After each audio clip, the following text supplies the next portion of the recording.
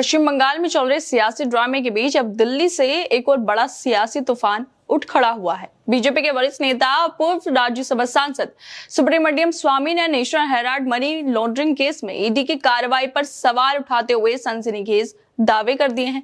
स्वामी ने ट्वीट करते हुए कहा है कि ईडी को पीएमएलए की धारा 19 के तहत कांग्रेस नेताओं सोनिया गांधी, राहुल गांधी और सेम पित्रोदा को सबसे पहले गिरफ्तार करना चाहिए था।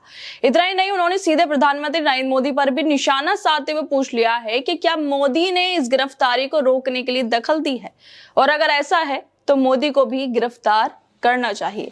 स्वामी का यह बयान न सिर्फ कांग्रेस बल्कि बीजेपी के लिए भी सियासी भूचाल लाने वाला है। दरअसल नेशनल हेराल्ड केस की जड़ें 2012 में सुब्रमण्यम स्वामी की एक शिकायत तक जाती है। स्वामी ने आरोप लगाया था कि सोनिया गांधी और राहुल गांधी ने एसोसिएटेड जर्नल्स लिमिटेड, जो नेशनल हेराल्ड अखबार चलाती थी, उसकी 2000 करोड़ रुपए से ज्यादा की संपत्ति को यंग इंडियन लिमिटेड के जरिए धोखाधड़ी से हड़प ली थी। स्वामी का दावा था कि ये सारी प्रक्रिया मनी लॉन्ड्रिंग और संपत्ति हड़पने का हिस्सा थी।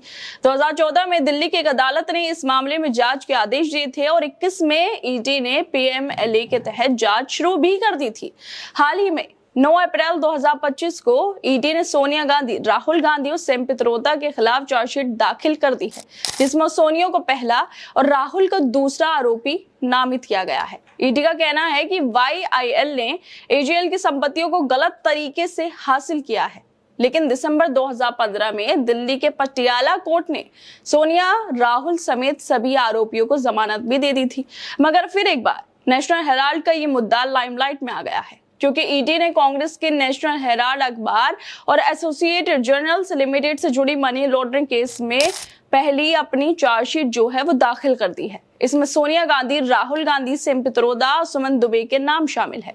मामले की सुनवाई 25 अप्रैल को दिल्ली के राउंड एवेन्यू कोर्ट में होगी। कोर्ट ने ईडी से मामले की केस डायरी भी मांगी है, लेकिन अब इस मामले की सुर्खियों में आते ही बीजेपी नेता सुब्रमण्यम स्वामी का भी ट्वीट सामने आ गया है, जिसकी वजह से ही नेशनल हेराल्ड और सोनिया बाकी कांग्रेस नेताओं पर आरोप लगाए गए थे।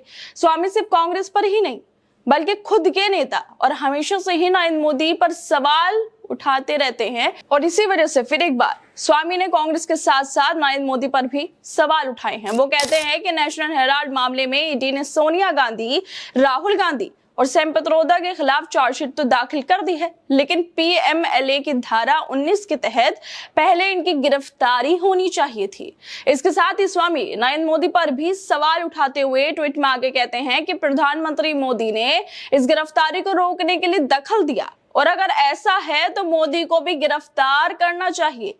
स्वामी साफ साफ कह रहे हैं कि सोनिया गांधी, राहुल और सेम पित्रोदा के खिलाफ सिर्फ चार्जशीट नहीं बल्कि इनकी गिरफ्तारी भी होनी चाहिए, और अगर इस गिरफ्तारी को नरेंद्र मोदी रोक रहे हैं तो पहले उनकी गिरफ्तारी होनी चाहिए। स्वामी सवाल उठा रहे हैं कि क्या ईडी की कार्रवाई में देरी के पीछे पीएम की दखलंदाजी है। स्वामी का यह बयान न सिर्फ ईडी की कार्यशैली पर सवाल उठाता है बल्कि अपने ही नेता पीएम मोदी पर भी आरोप लगाते हैं। सोनिया गांधी, राहुल गांधी, सेम पित्रोदा के खिलाफ ईडी की चार्जशीट के बाद कांग्रेस ने देश भर में ईडी दफ्तरों के बाहर प्रदर्शन करने का ऐलान भी कर दिया है, लेकिन कांग्रेस के विरोध के बावजूद भी अभी तक 12 अप्रैल 2025 को जांच के दौरान कुर्क संपत्तियों को जब्त करने की कार्रवाई की गई है। ईडी ने दिल्ली, लखनऊ और मुंबई में 661 करोड़ रुपए की अचल संपत्तियों का कब्जे में लेने के लिए नोटिस भी जारी कर दिया है।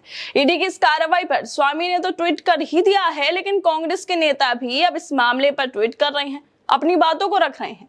कांग्रेस नेता पवन खेड़ा लिखते हैं कि जिस नेशनल हेराल्ड गांधी परिवार कांग्रेस पार्टी से 1947 से पहले अंग्रेज चिढ़ते थे, आज 2025 में संघ ही चिढ़ते हैं। गांधी परिवार, कांग्रेस पार्टी तब भी मजलूमों की आवाज थी और आज भी है। जिस नॉट फॉर प्रॉफिट कंपनी में 1 रुपए का भी लेन देन नहीं हुआ, कोई प्रॉपर्टी हस्तांतरित नहीं की गई, उस पर मनी लॉन्ड्रिंग का केस करना मोदी का डर दिखाता है।